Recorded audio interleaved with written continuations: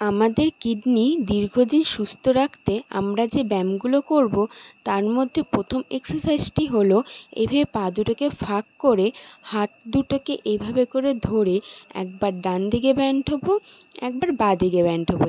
এইভাবে আমরা এই এক্সারসাইজটা 10 সেকেন্ড থেকে 30 সেকেন্ড অবধি করব।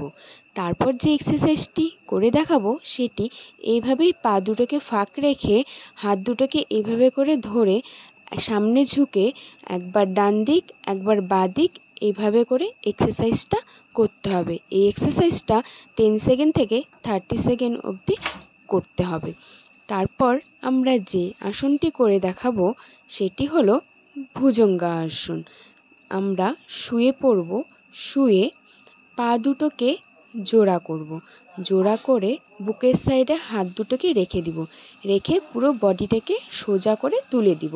এইভাবে এই আসনটি 10 সেকেন্ড থেকে 50 সেকেন্ড অবধি আমরা করব। তারপর যে আসনটি করব সেটি হলো অর্ধ মার্শেন্দ্রা আসন। এই আসনটি করতে দেখো আমি এখানে বাঁ পাটাকে নিচে রেখে ডান পাটাকে উপরে রেখেছি, তারপরে বাঁ হাত দিয়ে ডান পায়ের পাতাটাকে টাচ করেছি আর ডান হাতটাকে ম্যাটে টাচ করে রেখেছি। এভাবেই তোমাদেরকে করতে হবে আর 10 সেকেন্ড থেকে 50 সেকেন্ড অবধি থাকতে হবে। তারপর যে আসনটি করব সেটি হলো পশ্চিমোত্তানা আসন। দুটো হাত দিয়ে পায়ের বুড়ো আঙুলটাকে এভাবে করে ধরে হাতের কোণেটাকে নিচে টাচ করতে হবে।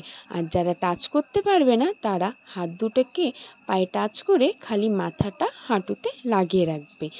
তারপর যে আসনটি করব সেটি হলো নৌকা আসন। এইভাবে কোমরের উপরে ব্যালেন্স রেখে হাত এবং পা দুটোকে তুলে দিব। এভাবে 10 সেকেন্ড থেকে 50 সেকেন্ড অবধি থাকতে হবে। তারপর যে আসনটি করব সেটি হলো সেতুবন্ধ আসন। হাত দুটোকে দিয়ে পায়ের গোড়ালিটাকে ধরে কোমরটাকে তুলে রাখতে হবে। এই আসনগুলি প্রতিনিয়ত করতে হবে।